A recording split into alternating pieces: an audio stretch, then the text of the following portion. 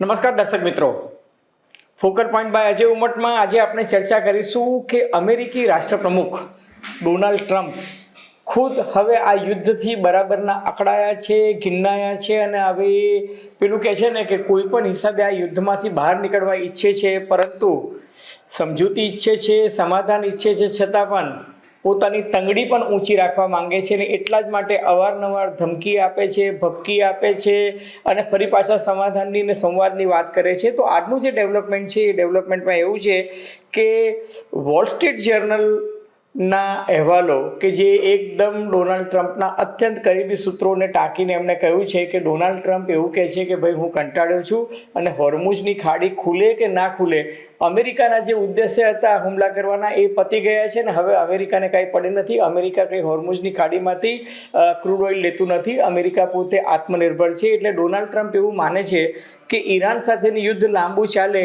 તો ભીત સાથે માથું અફડાવવાનો ઘાટ છે, એનાથી આગળ કાંઈ નીકળી શકે તેમ નથી.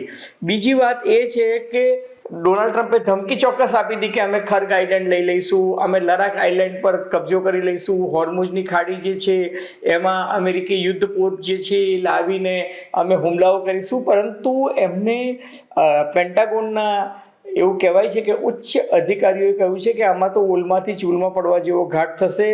રાયતું એટલું બધું ફેલાઈ ગયું છે, લશ્કર ક્યાં લડે છે એની કંઈ ખબર નથી. અને ઇઝરાયેલે બહુ સ્પષ્ટ શબ્દોમાં કહી દીધું છે કે જો America boots on the ground એટલે કે જમીની યુદ્ધ કરવા ઈચ્છતું હોય કે નૌકાદળનું યુદ્ધ કરવા ઈચ્છતું હોય, પોતાના નૌકાદળના જવાનો મરીન સોલ્જર્સને મોકલવા માંગતા હોય અથવા તો પેરાટ્રુપર્સને ઉતારવા માંગતા હોય અથવા તો જમીની યુદ્ધ કરવા માટે તમે તમારા ખુશ્કી દળને મોકલવા માંગતા હોય, તો ઇઝરાયેલે સ્પષ્ટ શબ્દોમાં કહી દીધું છે કે અમારી પાસે જમીન પર લડવા માટે મોકલવા માટે હવે સ્પેર કોઈ સેનાના જવાનો બચ્યા નથી. કારણ કે ઇઝરાયેલની સેનાના વડાએ ઇઝરાયેલની કેબિનેટને આપેલા બયાનમાં કહ્યું હતું કે જો હવે વધુ પ્રેશર ઇઝરાયેલની સેના પર આવશે તો સેના વેરન છેરન થઈ જશે.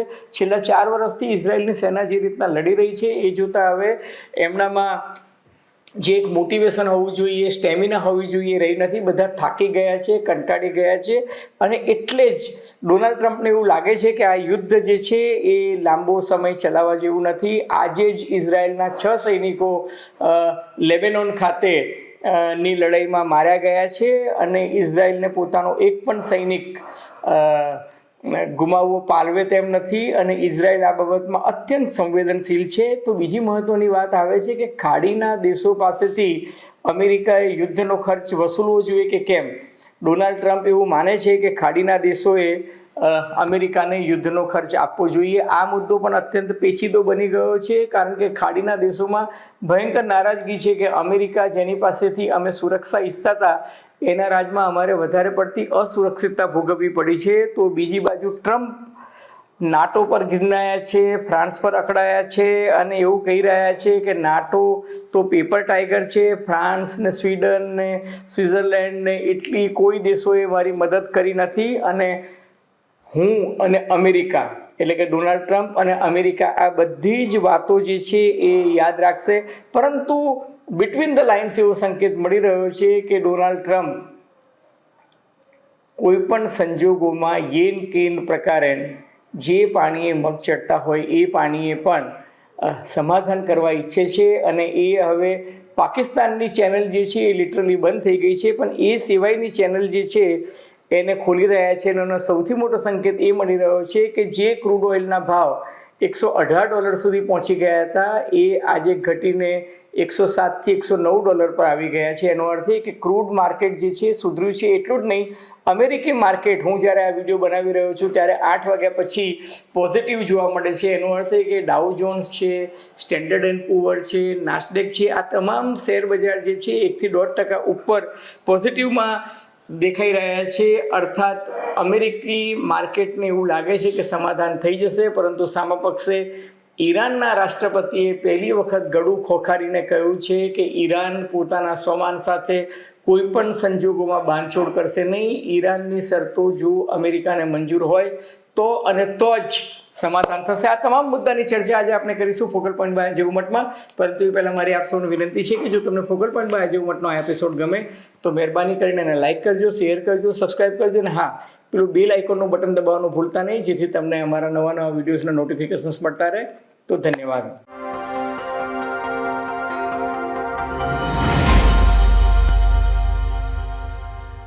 તો મિત્રો, ડોનાલ્ડ ટ્રમ્પના આજના નિવેદનોનો અભ્યાસ કરો તો તમને લાગે કે એ ખરેખર હતાશ છે, અકળાયા છે, એમનો આક્રોશ દેખાઈ રહ્યો છે.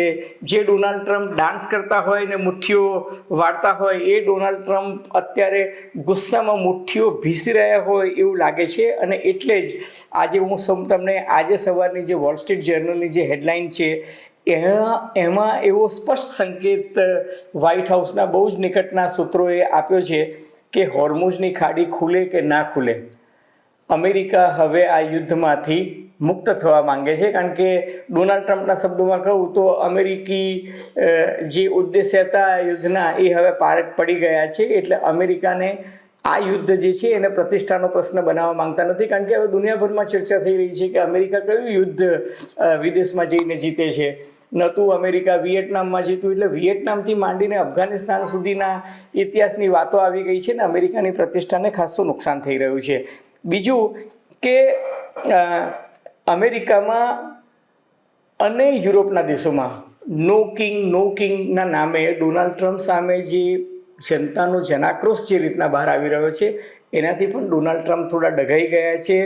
અને એમને એવું લાગે છે કે નવેમ્બરની ચૂંટણીમાં જો આ જ લોકજુવાળ એમની વિરુદ્ધમાં રહે, કારણ કે એમનું અપ્રુવલ રેટ, એમની લોકપ્રિયતાનો આંક જે છે અત્યારે ખાસો નીચો ગયો છે. અને અમેરિકી જનતાને આ યુદ્ધ ગમી નથી રહ્યું. અને અમેરિકી સૈનિકો જ્યારે ખાડીના યુદ્ધ માટે સજ્જ થઈને જ્યારે જતા હતા અને એમના વિદાયના જે દ્રશ્યો જોવા મળ્યા, પરિવારના સભ્યો સાથેની જે મુલાકાત હતી, અને અમેરિકાના તમામ છાપાઓમાં, ચેનલોમાં અને સોશિયલ મીડિયામાં જે માહોલ છે એ અત્યારે ડોનાલ્ડ ટ્રમ્પની સામે નારાજગીનો છે. એટલે ડોનાલ્ડ ટ્રમ્પને લાગે છે કે આ નવો મોરચો ઘર આંગણે ખોલવો ઉચિત નથી. બીજું, અમેરિકાની સેનેટ, અમેરિકાની કોંગ્રેસ અને એમની ખુદ રિપબ્લિકન પાર્ટી જે અનિયાળા સવાલો પૂછે છે, એ અનિયાળા સવાલો એ છે કે આ યુદ્ધથી અમેરિકાએ હાંસલ શું કર્યું. અમેરિકામાં ટેન્શન છે, અમેરિકામાં ગેસોલિન એટલે કે પેટ્રોલના ભાવ જે છે એ $1 ગેલનના $4 ઉપર જતા રહ્યા છે. એ 2022 પછીનો આ સૌથી મોટો ભાવ વધારો છે. અમેરિકામાં ફુગાવો વધ્યો છે, અમેરિકામાં વ્યાજનો દર ઘટવાની કોઈ સંભાવના નથી, અમેરિકામાં મોંઘવારી વધી છે. અને અમેરિકાની સેનેટમાં અને કોંગ્રેસમાં સવાલ પૂછાય છે ડોનાલ્ડ ટ્રમ્પને કે યુદ્ધ પહેલાં હોર્મુઝની ખાડી ખુલ્લી હતી, હવે અને ત્યાં બિંદાસ બધા જ દેશોના વહાણો જતા હતા, આ યુદ્ધને કારણે હોર્મુઝની ખાડી બંધ થઈ ગઈ અને હવે તમે એ ખાડી ખોલાવવા માટે પોતાની તાકાત, એડી ચોટીનું જોર લગાવી રહ્યા છો. આ કઈ હદે આ વસ્તુ જે છે વ્યાજબી લેખી શકાય. બીજું કે જે ઈરાનના ઓઇલ પર અમેરિકાએ 1979 જે સેન્કશન એટલે કે પ્રતિબંધ લગાડ્યા હતા, એ ઈરાનનું ક્રૂડ ઓઇલ ખરીદવા માટે ખુદ ડોનાલ્ડ ટ્રમ્પના તંત્રે સ્વીકૃતિ આપી દીધી કે મધદરિયે 140 મિલિયન બેરલ જે ક્રૂડ ઓઇલ છે એ તમે ખરીદી શકો છો, કારણ કે ક્રૂડ ઓઇલના ભાવ ઉચકાય નહીં.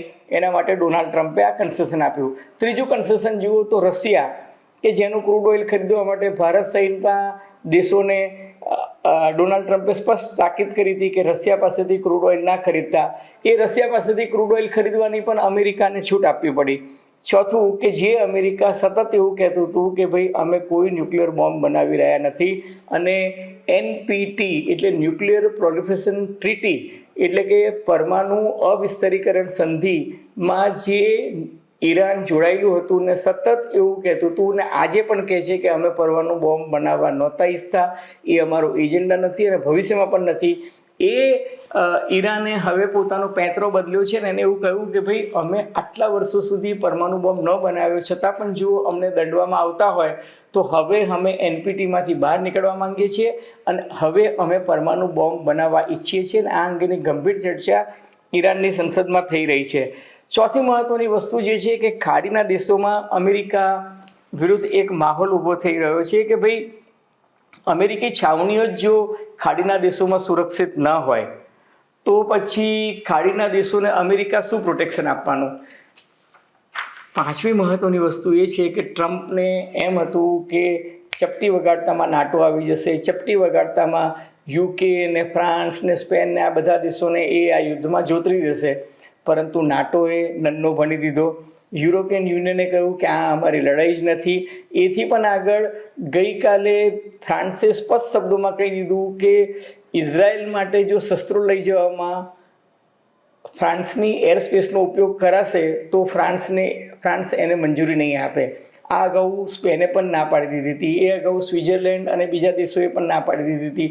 ઇટાલીએ તો ચોખ્ખું કહ્યું કે આ યુદ્ધ જે છે એ અત્યંત ખોટું છે, અને મિલાનમાં જે દીકરીઓ પર હુમલો થયો હતો એનાથી મેલોનીએ ખૂબ નારાજગી વ્યક્ત કરી હતી. તો જર્મની જે એક G7નો દેશ છે એને તો માર્કો રૂબિયોને અને અમેરિકી રાષ્ટ્રપતિને બંનેને સ્પષ્ટ શબ્દોમાં કહી દીધું હતું કે ધીસ ઇઝ ઇનએપ્રોપ્રિએટ, આ તદ્દન અયોગ્ય લડાઈ તમે ઈરાન સામે લડી રહ્યા છો. એટલે ડોનાલ્ડ ટ્રમ્પ જે છે ને પેલું ખિસિયાની બિલ્લી ખંભાનો છે જેવી એમની હાલત છે. એટલે હવે એ ખિસિયાના પડી ગયા છે ને એમને એવું લાગે છે કે ભાઈ આ લડાઈ હું કોના માટે લડું. એટલે આજે જ્યારે યુનાઇટેડ કિંગડમ એટલે કે બ્રિટને જ્યારે એ સવાલ ઉપસ્થિત કર્યો કે અમારે ત્યાં જેટ ફ્યુઅલની ક્રાઇસિસ છે, ત્યારે અકળાઈને વ્યંગમાં બલકે કટાક્ષમાં ડોનાલ્ડ ટ્રમ્પે કહ્યું કે યુરોપના જે દેશોને જેટ ફ્યુઅલ જોતું હોય એ અમેરિકા પાસેથી લઈ જાય, કારણ કે અમેરિકા પાસે તો પુષ્કળ પ્રમાણમાં સરપ્લસ જેટ ફ્યુઅલ છે અને અમે દુનિયાના તમામ દેશોને જેટ ફ્યુઅલ આપવા તૈયાર છીએ, અલબત્ત અમેરિકી ભાવે.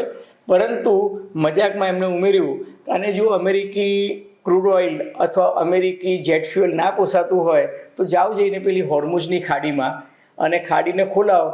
આમે 80% તો અમેરિકાએ ઈરાનના હાડકા ખોખરા કરી નાખ્યા છે, એટલે તમારે ખાલી 20% મહેનત કરવાની છે.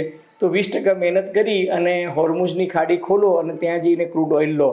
ટૂંકમાં અમેરિકા તમારા માટે લડશે નહીં, કારણ કે અમેરિકાને જરૂર હતી ત્યારે કોઈ નાટો કે યુરોપિયન યુનિયન કે જર્મની કે ફ્રાન્સ કે સ્પેન કે UK કે ઓસ્ટ્રેલિયા અમેરિકાની મદદે નથી આવ્યું. એમ ડોનાલ્ડ ટ્રમ્પે સ્પષ્ટ શબ્દોમાં કહીને કહ્યું છે કે અમેરિકાને કેટલા ટકા, હું કોના માટે યુદ્ધ લડું, મારે ક્યાં ખાડીમાંથી ક્રૂડ ઓઇલ કે ગેસ જોઈએ છે, અમેરિકા તો આત્મનિર્ભર છે. હવે દરમિયાનમાં બીજું એક ઇન્ટરેસ્ટિંગ ડેવલપમેન્ટ એ થયું છે કે વ્હાઇટ હાઉસના ડોનાલ્ડ ટ્રમ્પના પ્રવક્તા, આપ હંમેશા જોતા હશો પ્રેસ કોન્ફરન્સમાં, કેરોલિન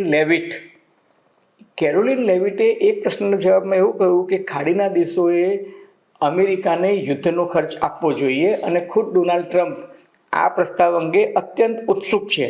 હવે મેં તમને કહ્યું હતું કે ખાડીના દેશોમાં તો ભયંકર નારાજગી છે કે અમેરિકાએ અમને જે સુરક્ષા આપવી જોઈએ સુરક્ષા આપવામાં અમેરિકા ઊણું ઉતર્યું છે. બલકે ખાડીના દેશોમાં બીજી નારાજગી એ છે કે ડોનાલ્ડ ટ્રમ્પે સાઉદી અરબના પ્રિન્સ માટે જે અભદ્ર ટિપ્પણી કરી, જે હું આ મારા વિડીયોમાં બોલી શકું પણ એમ પણ નથી, એવી અભદ્ર ટિપ્પણી કરી જે અત્યંત શરમજનક વાત હતી અને એ કર્યા પછી પણ એમને એનો કોઈ અફસોસ નહોતો.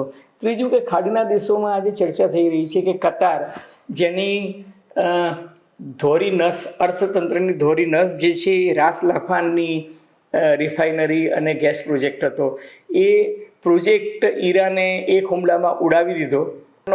રાસ લાફાન રિફાઇનરી અને ગેસ પ્રોજેક્ટ ઉડાવી દીધો.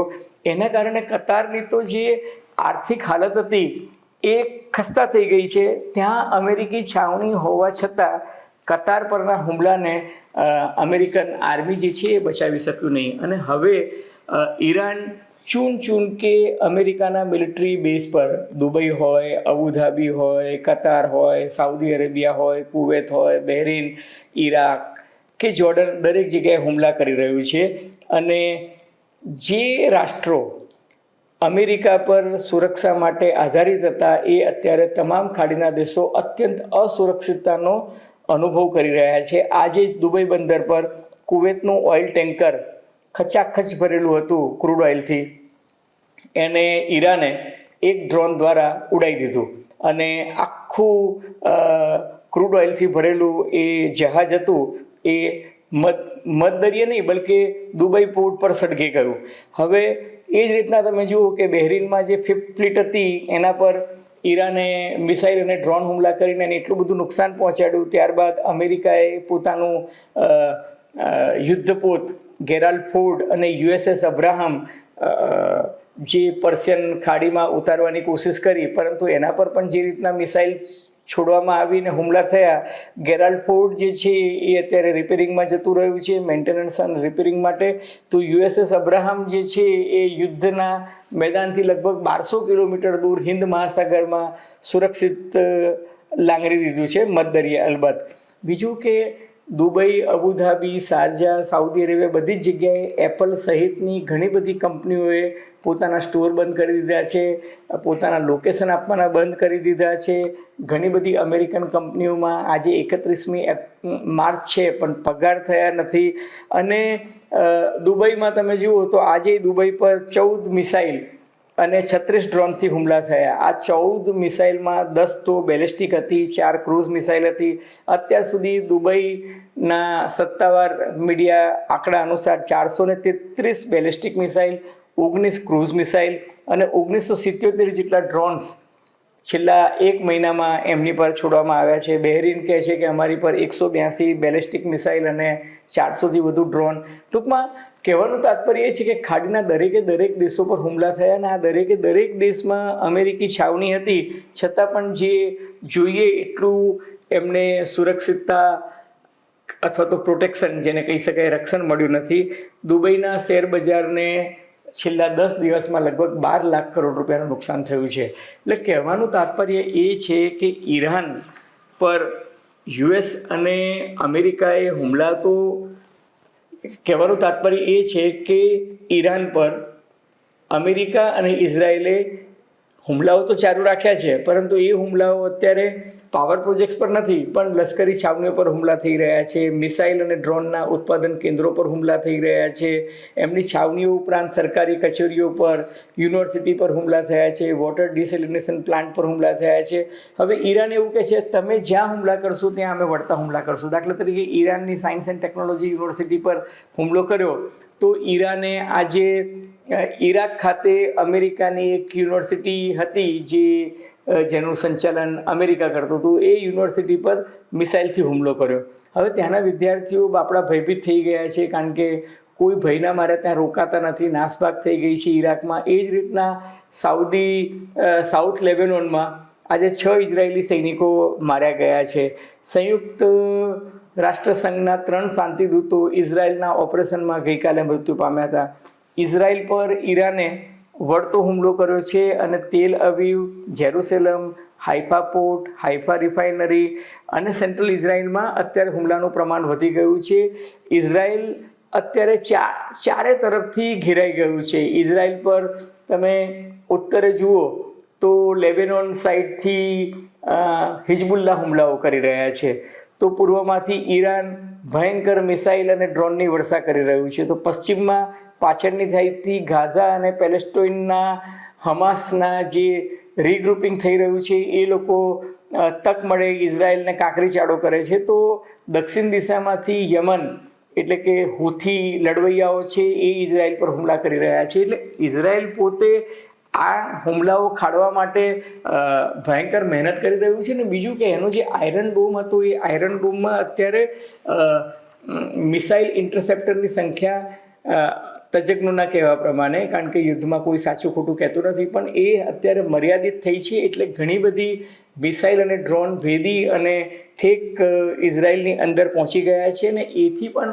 ખતરનાક બાબત એ છે કે ઈરાન હવે ક્લસ્ટર બોમ્બ ફેંકી રહ્યું છે. એટલે ક્લસ્ટર બોમ્બ અંદર ગયા પછી મિસાઇલના વોરહેડ પરથી જે છૂટે છે એ 6-7 અલગ અલગ જગ્યાએ 7-8 કિલોમીટરના રેન્જમાં જઈને પડે છે અને એ ભયંકર નુકસાન કરે છે. હવે આ તમામ ઘટનાક્રમ દરમિયાન આજે અમેરિકાના ડિફેન્સ સેક્રેટરી હેક્સેથ મધ્ય પૂર્વની મુલાકાતે આવ્યા હતા અને એમણે ત્યાંના આર્મી કમાન્ડર્સને બીજા બધા સાથે વાત કરી અને એમણે કહ્યું કે ભાઈ અમે ઈચ્છીએ છીએ, એટલે કે અમેરિકા ઈચ્છીએ છીએ કે હોર્મુઝની ખાડી ખોલવા માટે દુનિયાના તમામ દેશોએ સાથે મળી અને ઈરાનને સમજાવવું જોઈએ, ને ઈરાન જો ન સમજે તો બળ પ્રયોગ કરવો જોઈએ. અને ઈરાનમાં જો ડાહપણ હશે તો એ ચોક્કસ અમેરિકાની ડીલ સ્વીકારી લેશે, ને જો ઈરાન અમેરિકાની ડીલ નહીં સ્વીકારે તો માઠા પરિણામોનો સામનો કરવા માટે ઈરાને તૈયાર રહેવું પડશે. અમેરિકાની ધમકીને ઈરાન લાઇટલી ના લે, એટલે હળવાશમાં ના લે એવી એમને ગંભીર શબ્દોમાં ચીમકી ઉચ્ચારી છે. તો બીજી તરફ માર્કો રૂબિયો કે જે અમેરિકાના વિદેશ મંત્રી છે એમણે કીધું કે ડોનાલ્ડ ટ્રમ્પની નીતિ રીતિ ડિપ્લોમેટિકલી એટલે કે સંવાદથી, રાજદૂતોના માધ્યમથી આ સમસ્યા જે છે એનો ઉકેલ લાવવાની છે, પરંતુ તમે અમેરિકાની નમ્રતાને નબળાઈ ના સમજો.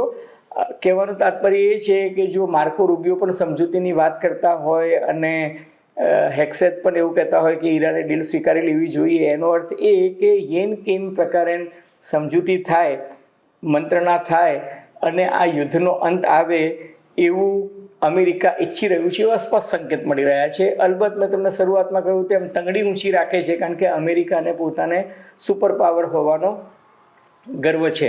હવે આ તમામ ઘટનાક્રમ વચ્ચે જે સૌથી મહત્વનું સ્ટેટમેન્ટ આવ્યું છે એ ઈરાનના રાષ્ટ્રપતિ પેજેસ્કિયાનીનું આવ્યું છે. એમણે બહુ જ કડક શબ્દોમાં ટૂંકું પણ મુદ્દાસર નિવેદન વિધિવત રીતે જાહેર કરતા ઔપચારિક શબ્દોમાં કહ્યું છે કે ઈરાન પોતાના રાષ્ટ્રીય સન્માન સાથે કદાપી સમાધાન નહીં કરે, ન ભૂતકાળમાં કર્યું હતું, ન ભવિષ્યમાં કરશે. એમણે એવું કહ્યું છે કે ઈરાનની જે 5 શરતો છે એ 5 શરતો જો મંજૂર ન થાય તો આ મંત્રણાનો કે સમજૂતીનો કોઈ અર્થ જ નથી. ને મંત્રણાની પહેલી શરત એ છે કે યુદ્ધ બિનશરતી બંધ થવું જોઈએ, હોર્મુઝની ખાડી પર ઈરાનનો કબજો રહેવો જોઈએ.